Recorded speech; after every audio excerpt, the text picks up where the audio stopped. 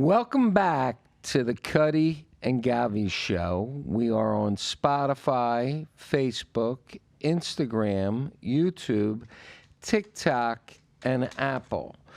Last week we had a great show. We urge all our listeners to go back and listen to all our shows. But last week we had Mitch K., famous bartender from Palm Beach, and he regaled us with great stories of life on his side of the bar.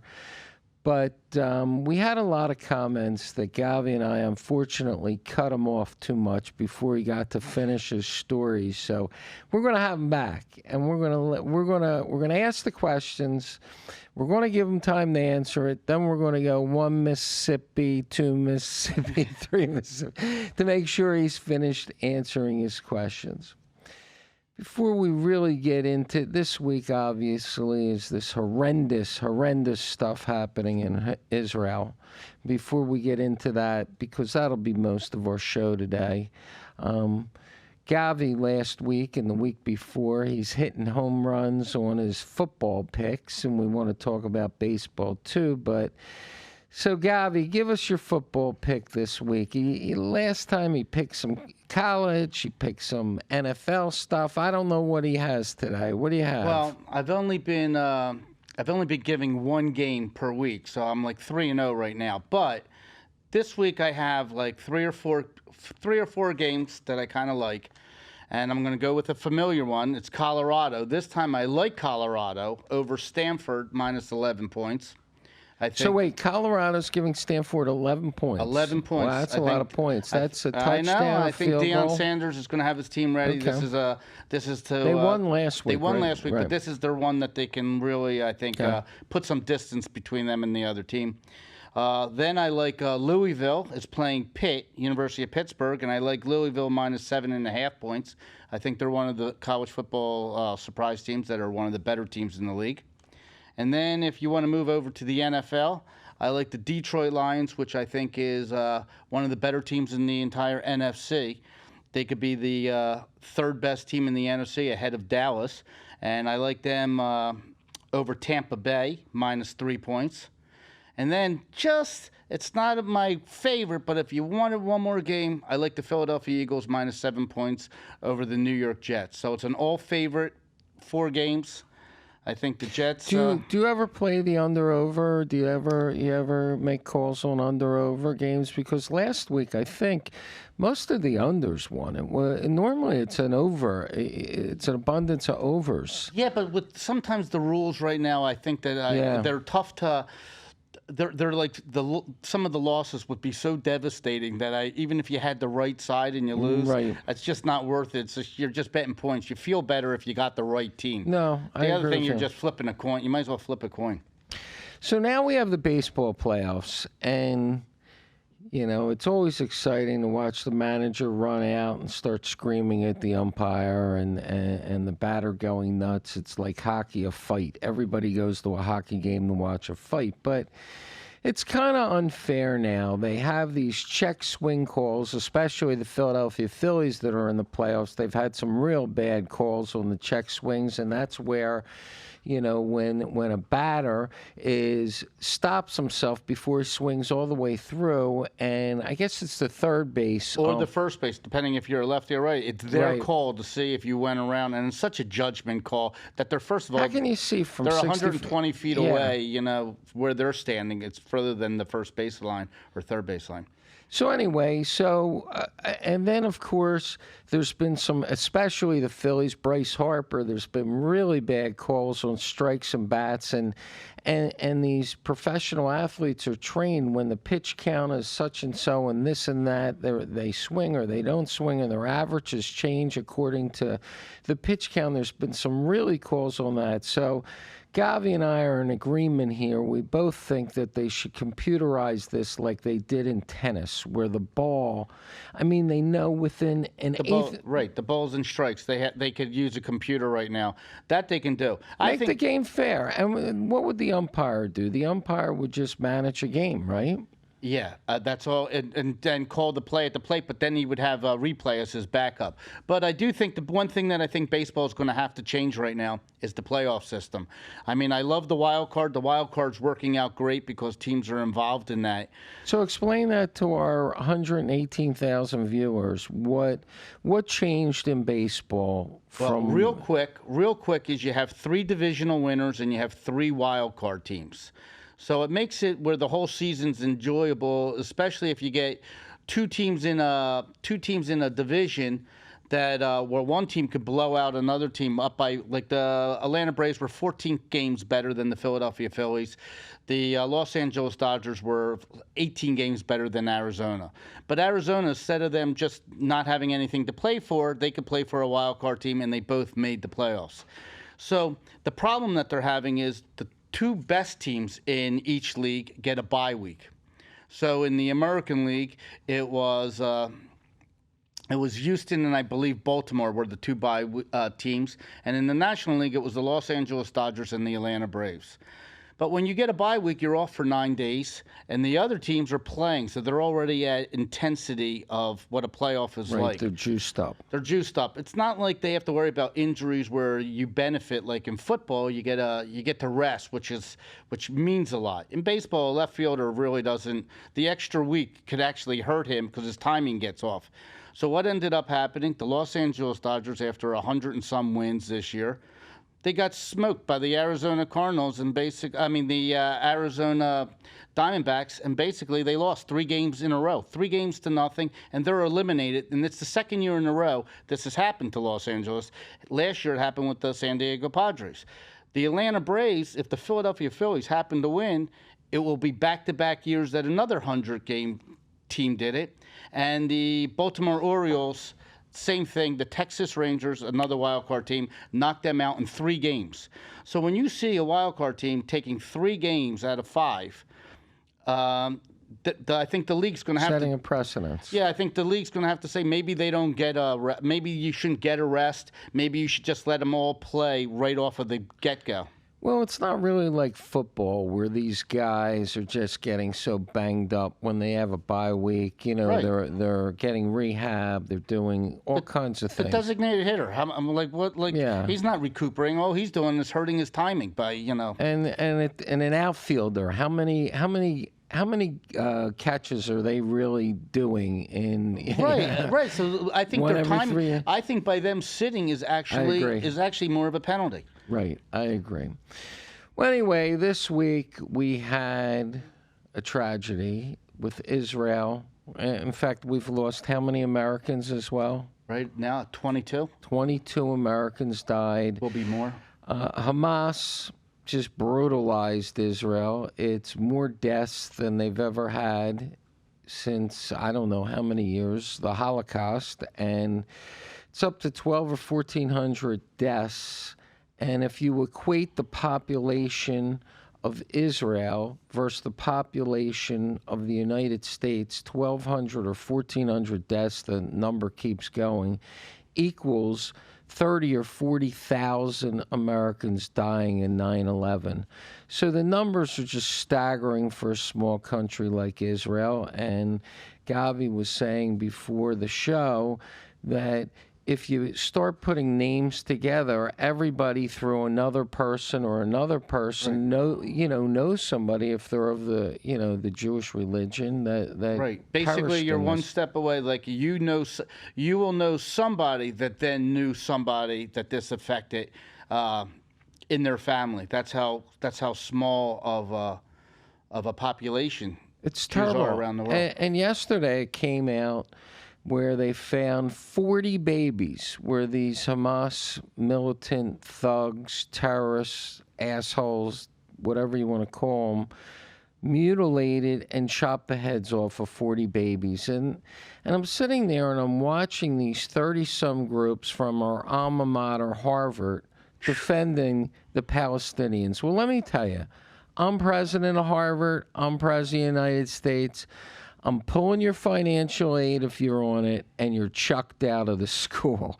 I don't care about freedom of speech. There is just no defensible way that you can say the mutilation of babies, or even what happened on these motorcycles, or the kids that died at this folk festival, how you can defend that. I mean, what's happening in New York City with these protests, it's just not right. I understand America's great, and we have the right of freedom of speech, but at some point a line has to be drawn. Well, let me ask you a question. Right now, before this tragedy took place, Israel, their government was fractured just like the United States is. They were having their own battles like we are in our country with Republicans and Democrats. This united the entire country, where everybody is pitching in, everybody's helping, they're cooking. It's sort of like World War II in the United States, where everybody is doing something for the one united cause of theirs is for survival. But my question to you is, schools like Harvard, some of these Ivy League schools, liberal institutions, NYU, if you had a child that was going to Harvard, at what point do you say, I don't want to pay the tuition anymore, I don't want you going there? Does this make it, is this a line in the sand for you that you would sit there and say, if your son said, Dad, I want to go to Harvard, that you will weigh the education more than how the school is? When do you say, go somewhere else? Other than seeing it on the news and not really understanding who these people are that are protesting, and defending the Palestinians, or Hamas, or Hezbollah. How do you pronounce it? Hezbollah? Or Hezbollah? Hezbollah. I have a pronunciation problem on this show. I would have a tough time with my kid going to that school. Look, we talked about the LGBTQ community, where the 6 Ivy League schools, where 38% of the student body identified with that community at Brown, and 30% at Princeton. I mean, the numbers are staggering, but this is just so troubling that you can have such mass chaos and murder and unprovoked, assassination of people, and then people can stand there. Okay, if that's your belief, it's one thing, but to actually put yourself out there and defend it, it's just horrible. As a parent, well, I think I would have a tough time. Well, I think what's great is there's a guy, Bill Ackman from Pershing Capital. Yeah.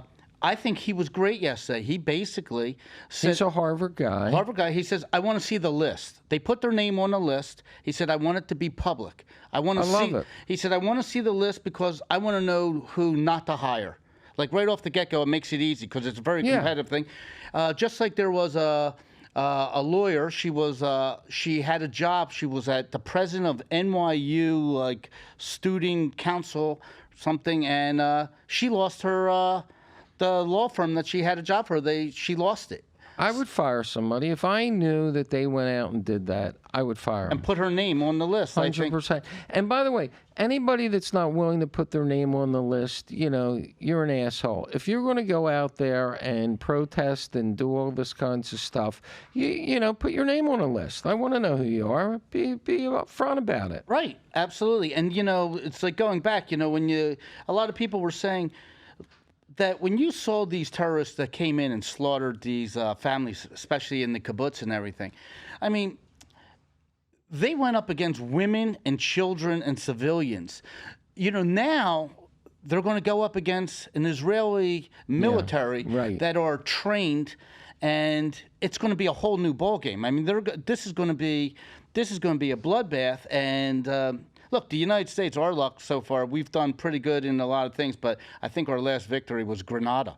I mean, you're going to see Israel, you're going to see they haven't had war in 50 years. You're going to see an army that has, like, the handcuffs are now finally off of them. Well, the problem with that, Govy, is I think that because the world has changed, where everybody has a cell phone with a camera on it, all these Hamas guys are going to be photographing all the atrocities of war because Israel's going to go in there and just bomb the living hell out of them and make Gaza the new beach. I mean, Gaza's going to become a parking lot. And Israel's only going to have 7 or 10 days till the world turns on them. So maybe, not even maybe 10 days. Yeah, they can't do this. They have 10 days. They have 10 days to get this done. And then, they got to go in there and just wipe them up. Unless they don't care anymore about the world. I think they have the right not to care about the world anymore because, look, you have the UN coming out like a ceasefire. Right. I mean, they already realize it's stacked against them. So you know what? Just do what you have to do. So what do you do? So let me ask you a question, a moral question. I mean, let's say your window is 7 to 10 days before the world turns on Israel and says, because of all the pictures the Palestinians are going to take of the atrocities of war, let's say you have 7 to 10 days before everybody turns. The issue is, what do you do with these hostages? Is that the price of war? Do you forget about the 100 hostages or the 150 hostages that are out there? Because if you're going to spend time to try and root those hostages out and find them and rescue them, are you going to lose military men trying to do that? What is the casualty rate to try and save those hostages? I mean, look, you got to look at them like they're dead. If it was my kid or my sister or my brother, your viewpoint is different. But I agree with you. They're probably dead already. And they were already tortured. And they were already tortured. I mean, if you could chop a baby's head off, right, you're not exactly feeding another baby with baby formula and changing the diaper of the other ones you have. So you're not worried about feeding these people. One had his arm blown off. He put a tourniquet on himself. Can you imagine? I mean, so you got to look at, and then they're in these tunnels that it could take you weeks to find them underground. I mean, they have, first of all, the Gaza is only 23 miles long, 5 miles or 4 miles wide, but they have a whole like a subway system down there of tunnels. So you're not going to find them so fast. Yeah, Benjamin Netanyahu, I mean, he last week, 2 weeks ago during the protest, he was the wrong guy. He is the right guy right now. I mean, his brother died in Entebbe. He fought in special forces. He's a brilliant military mind. This is just carpet bombing and annihilation. Again, another went to your high school, Cheltenham. Well, he's at Cheltenham. And Mark Levin. Mark Levin. My sister, your sister, me, Benjamin Netanyahu, we all went there. But, it's crazy. And then we have this situation where we have no Speaker of the House because the dysfunction of the Republican Party. Govy's Republican, but he leans left. I'm down the middle.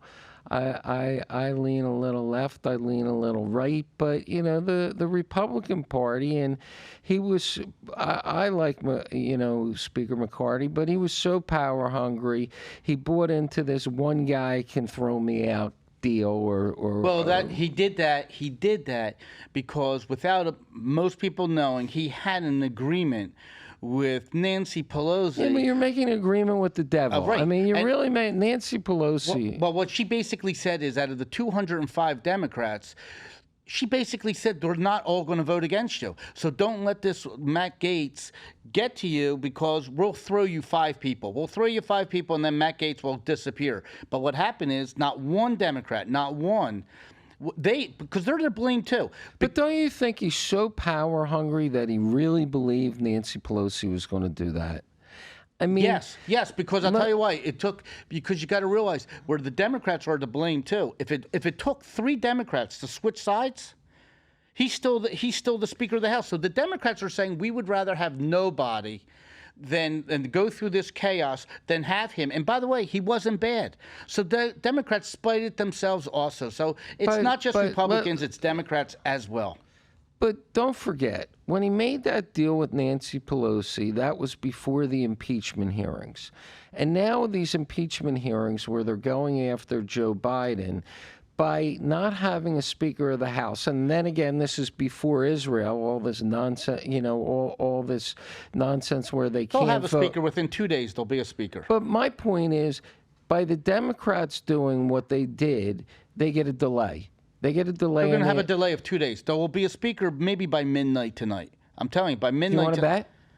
Yeah. I'll bet there's not a Dollar. speaker at least for a week, No. maybe longer. Nope. A dollar? Jim Jordan will be the Speaker of the House. We got a dollar Okay, bet. Jim Jordan will be the Speaker of the But House. I believe it was because of a delay. But now you have this now. So the point of this whole story is the Congress can't vote for appropriations to give money to Israel to help Israel, who desperately needs it now. You know, they're sending missile after missile, this Iron Dome thing. I mean, Well, they're allowed to give ammunition, which they already did. They already delivered it. And they have other special funds to give. but they're going to run out fast. They'll have a Speaker of the House, and that Okay. will come.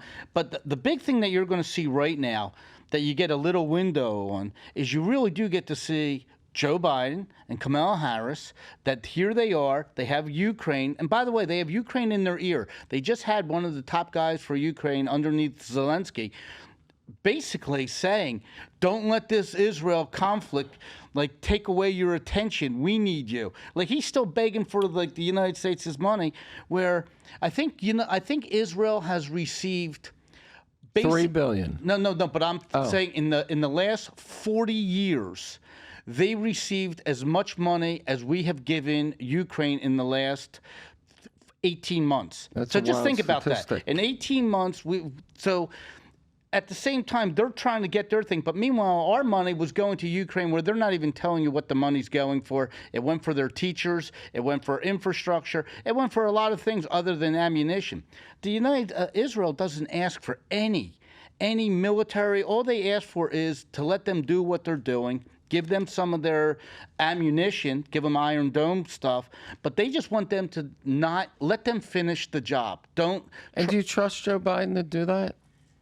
I mean, Joe Biden right now, look at this He guy. listens to his party and to the radicals. He has radical Yeah, people how in about his those party. 5 people, the squad or whatever they're called? I mean, I hope, and if you're one of our 118,000 listeners, I hope if you're in AOC's district or any of these people on the squad, you vote them out next election. I mean, it's unconscionable that people can take this position in America. It's just not right. It is. I mean, they're going to find themselves that they were on the wrong side of how this will turn out. But what's really interesting is, for Israel's sake and for everybody, how you get your news is social media. Let it be Twitter, X that was Twitter, or Instagram, or the mainstream media. But it's funny, CNN is in lockstep with Fox. So if you watch CNN at night, you would think that you were watching Fox News, because Right. they are pretty much on the same page. MSNBC.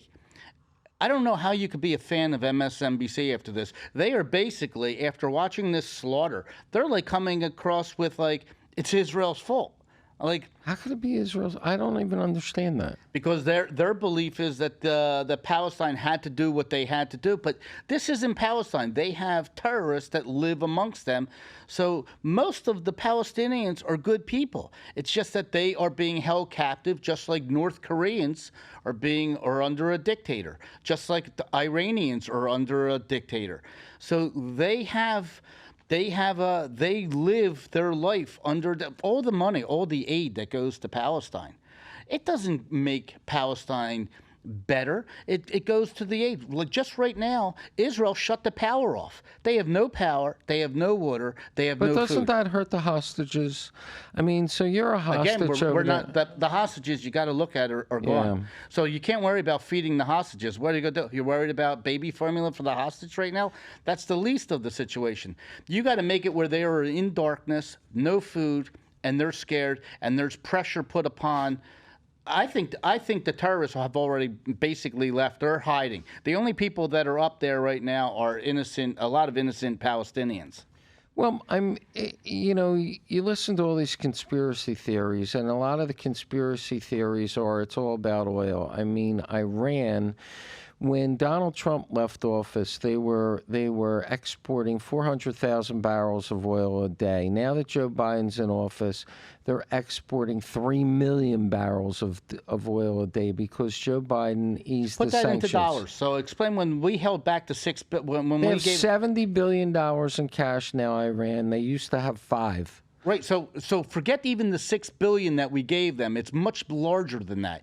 They came into an extra $60 billion because of these restrictions. Right, and I think that Putin has his thumb on the scale here because if there's a war and oil goes up, Putin gets richer.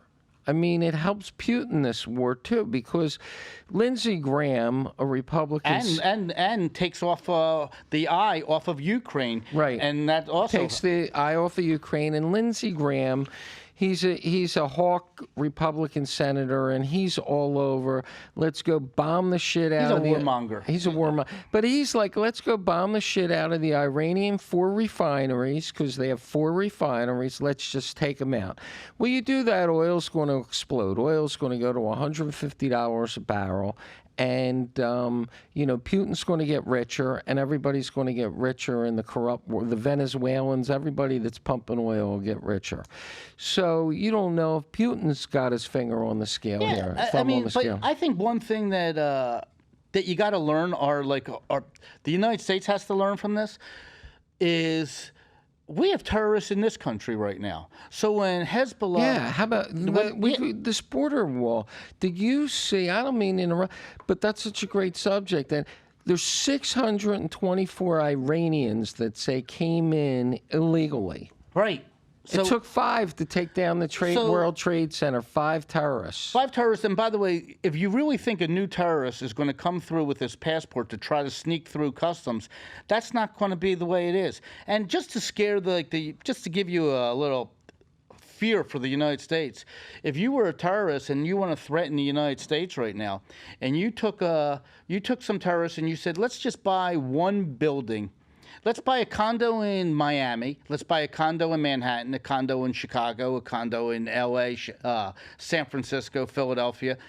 And I don't care if the condo is $2 million, $4 million. You're not going to pay the 30-year mortgage. You only need the condo for 1 year, so you put down your down payment. If you decided to blow up the condo, let's say on October 25th at 1 o'clock, and you saw buildings go down in every single city, the fear in this country would be like crazy, because we would be just like when the Pentagon got hit after the World Trade Towers, after the Pennsylvania. You don't know. If you're living in a condo, you don't know if you're next. So we have to close our border. But where you get to see lots of other things is, for instance, for politics, when Biden decided that he wants to lower, for the midterms, let me lower gas just to help out the midterms, he let our oil reserves go. That should never be. Our strategic oil reserve is down to like nothing. Nothing. So that should now be a law that you should never let that go for your own political gain. I mean, because right now, we might need those oil reserves. That's why they're there. They're there for cases, not for this. Not like for, oh, my God, I got to win the midterm so I can gain the House or the Senate. That's why he did it.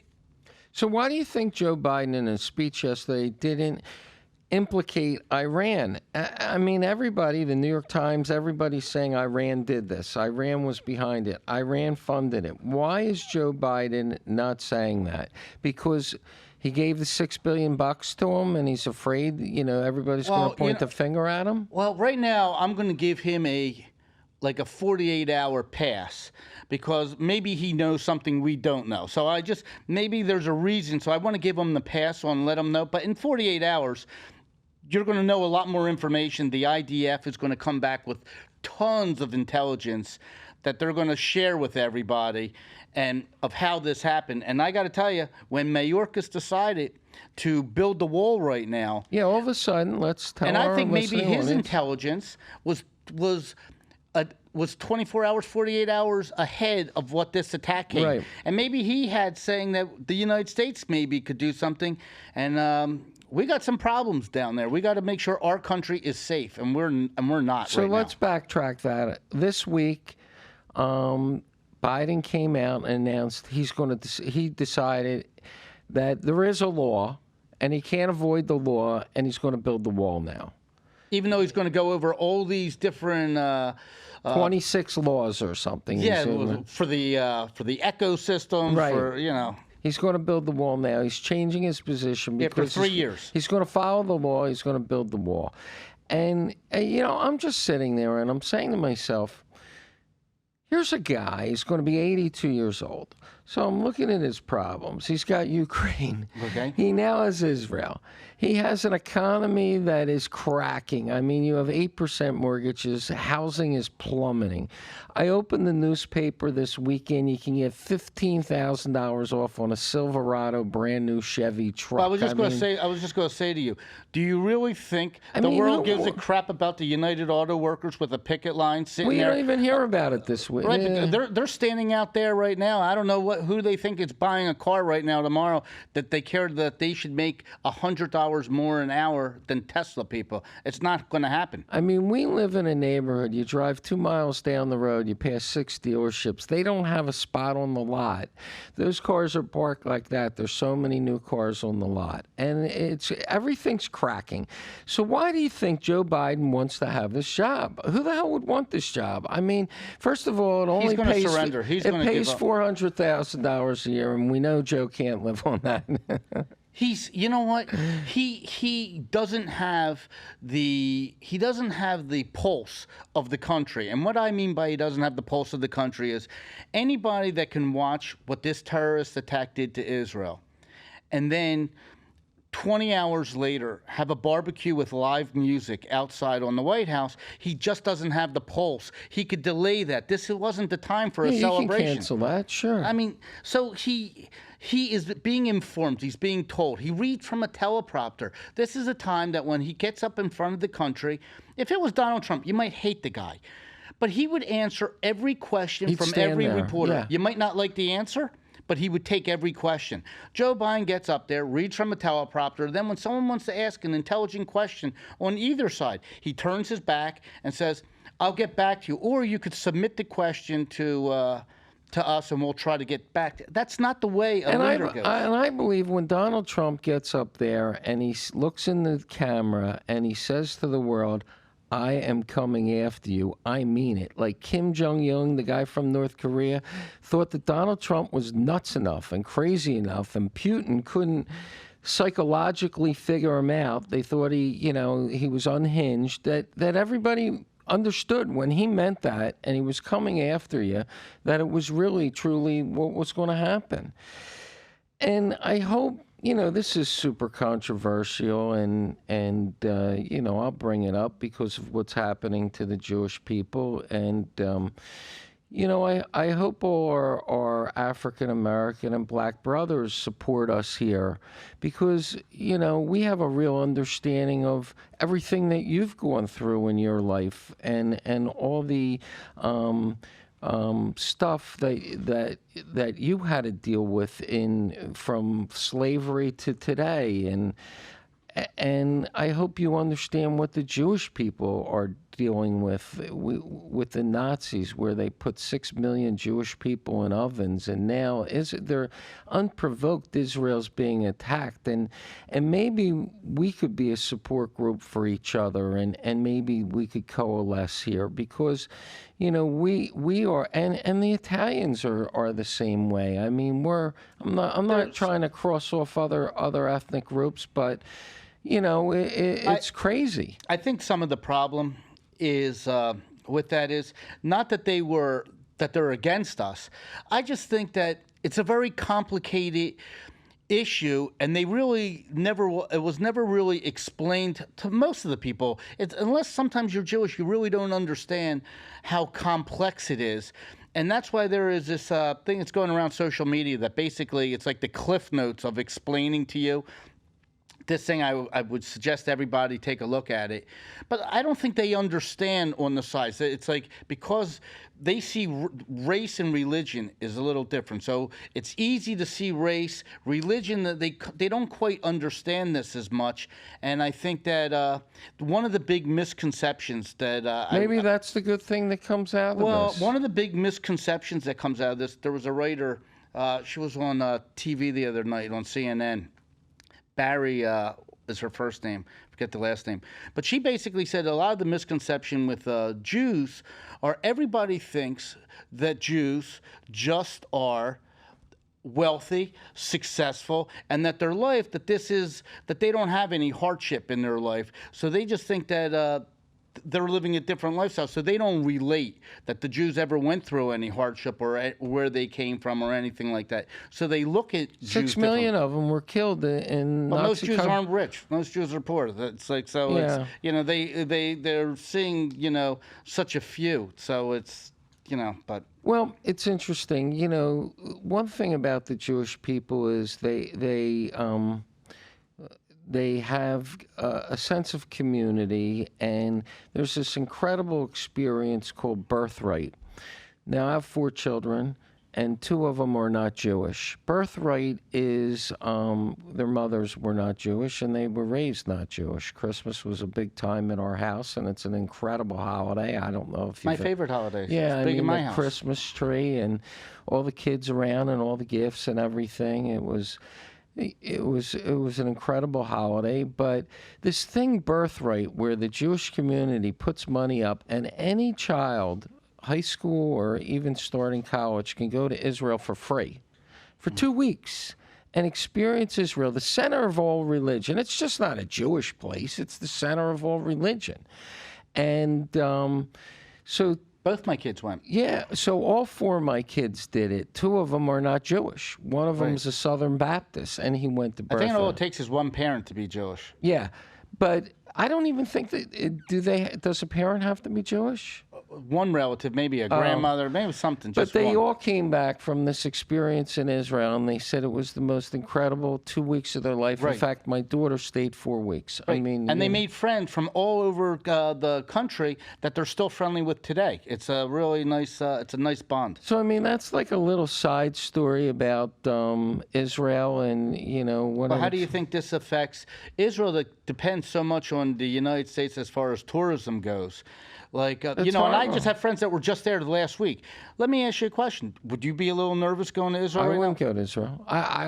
You know what? I sit in front of my TV and say, man, I'd love to get on a jet and go over there tomorrow and help them out. But realistically, I don't think I'd go. I was by a kibbutz, and I got to tell you something. I would take a look at a kibbutz right now and say, well, that's only like 5 miles from where that Yeah, so they're showing these kids in stairwells that are on this birthright trip on TV, and they go over there to experience 2 weeks in Israel, and all of a sudden they're getting yanked out of their kibbutz and murdered. Right. And then they show these Israeli parents on TV, and they're talking calmly that my child is a hostage. I mean, how can they have such calmness about them? Because I think they know, just like, how can you have a child that is a hostage and your other child is now going into the war? Like, he's fighting. So it's like he could Double die. fronts. Yeah, so it's like a lot of these people that are now back into the war, because you have to be until you're 40 years old. How do you think they feel after they just watched their family get slaughtered and now they're going to battle? I mean, their mind is it's a crazy situation that's over there, and I don't think our country quite comprehends what's going on, and I think social media is so important on how you get your news, how it is fed to you, especially in the next week or so. Yeah, well, the next week will be key, and hopefully next week when we do our podcast, this will not be on the front of the front fold of the papers, maybe, but it probably will. But I want to stay on politics one more time. We got to roll back to now this, how do we say Menendez? Menendez. My producer over here, our producer Ben. How do we say it? I can't. You're gonna have to put it up here phonetically. He for me, by 'cause the I'm way, a retard. he is the senator of New Jersey. I can't say his name. He's the senator of New Jersey, and basically, he's being investigated for all the bribes that he took. Yeah. But as it turns out, his wife, who was the one that was who was helping him bribe the Egyptians? She was the partner. They were Bonnie and Clyde, and basically his wife, before she became his wife, she was dating two people. She was dating Menendez, and she was dating the lawyer who represented R. Kelly. And all of a sudden, she didn't know which one she wanted to be with. She was stupping both of them. She was right. She was stupping both of them. And all of a sudden, she got into a car accident. She's built pretty good. Right. I mean, she looks pretty good. She had and he's a short, fat, dumpy guy. Right. So she all of a sudden, she got into a car accident, and literally a single car accident that killed a person that lived across the street from where he was hit. And she hit the guy. Killed him. He ended up on her windshield. He's dead. And the first person she called was Menendez. Menendez said, "I'll handle everything." He basically talked to the state troopers. They didn't give her a blood test. They didn't do a breathalyzer test. And there's a dead guy laying there that she just hit. No blood test. And she basically said, "All right, I made my choice. I'm going to go with you. I'm going to go with you because I don't want to go to jail." So I chose Menendez and said goodbye to the R. Kelly lawyer. And all this got squashed.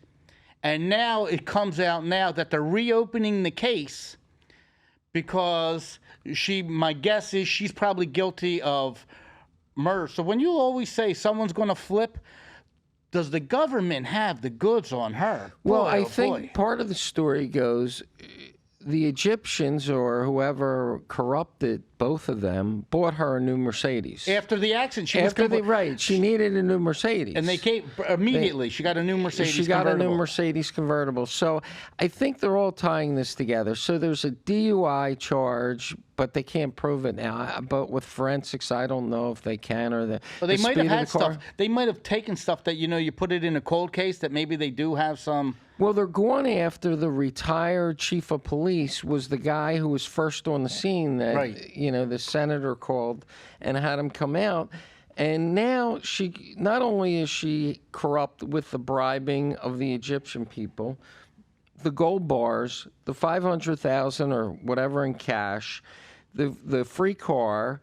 Now she has, imagine there's probably a lot of pillow talk between her and the senator about what they did, how they were doing it, who was doing what. And if there's a rat and somebody's going to turn on somebody, she's turning. I think she's going away for big time, a lot of jail time. Yeah, I think she's not getting out of this. Yeah, so I think Menendez turns on her too. So what's your prediction? Is Donald Trump and Joe Biden going to be the candidates for the Republican and the Democratic Party?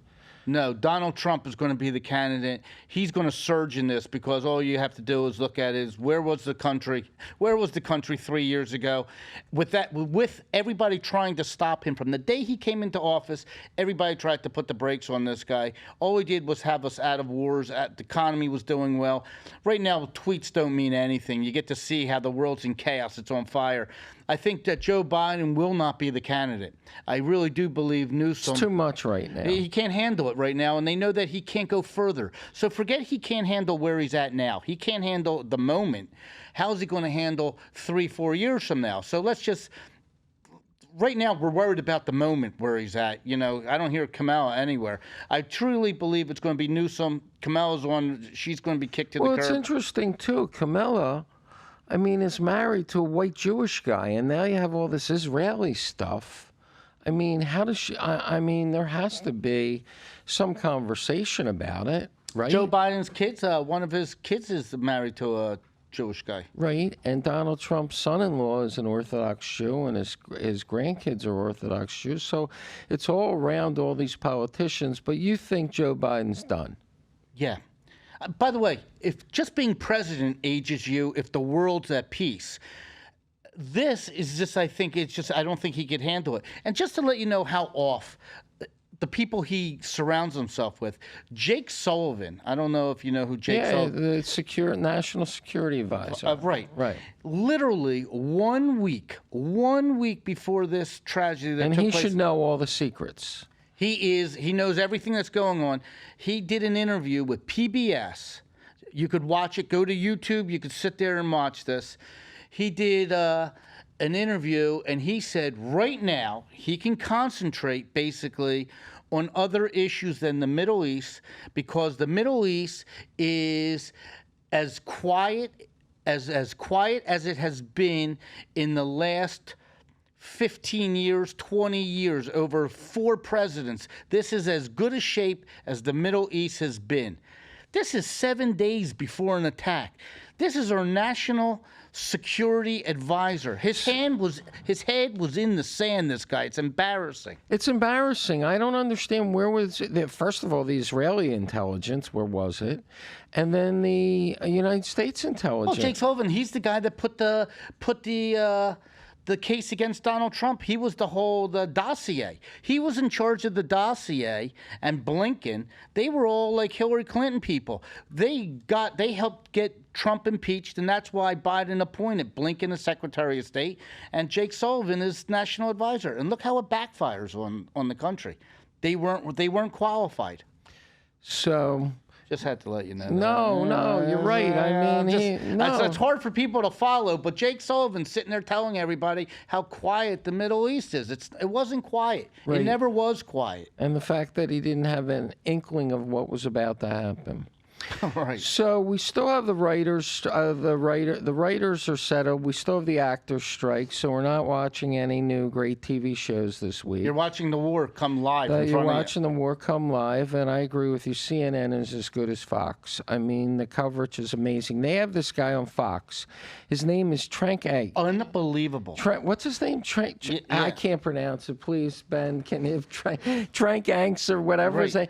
I mean, the guy is under a desk, and he's like talking on the microphone. He's like, I'm under the desk. The bomb is bombing And then in he's the on the building. field. All of them. By the way, the CNN reporters, the Israeli reporters, it's unbelievable work, especially after the last guy from Fox that Got blown up. So it's like crazy. I wonder what those guys make a year to go do that. And they just had this guy, the woman from CNN. She's over there now. I mean, let's say you're an anchor woman or an anchor man for CNN or Fox, and they say, Govy, guess what? You got to go to Israel. You got to go to Gaza. You have to be right there when the bombs are flying. You doing it?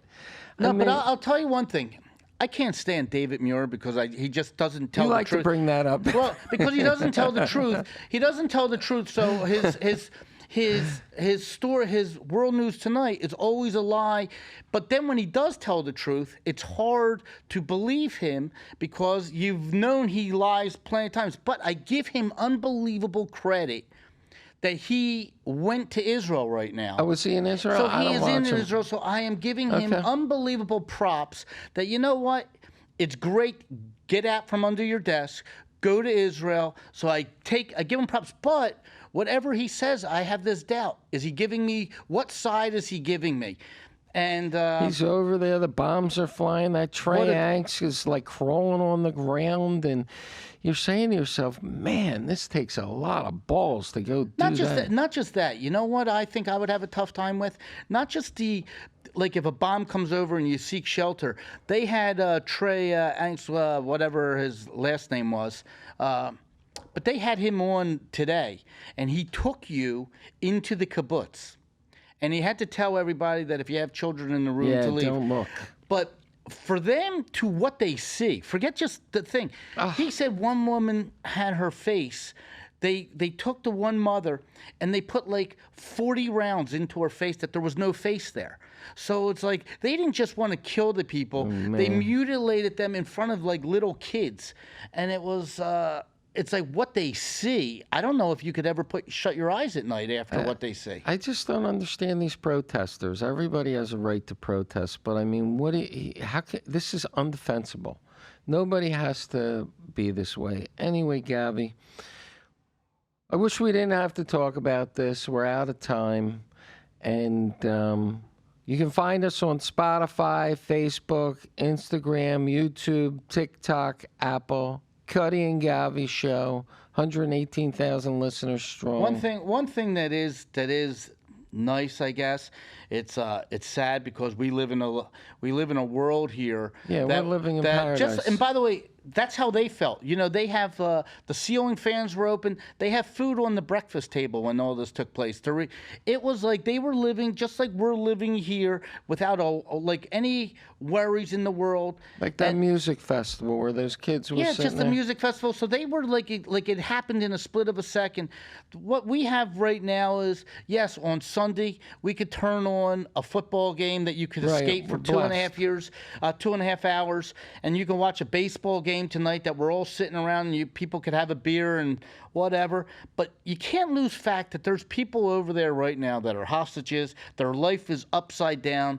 You got terrorists in there, and this United States better be careful because we have them in our country now too.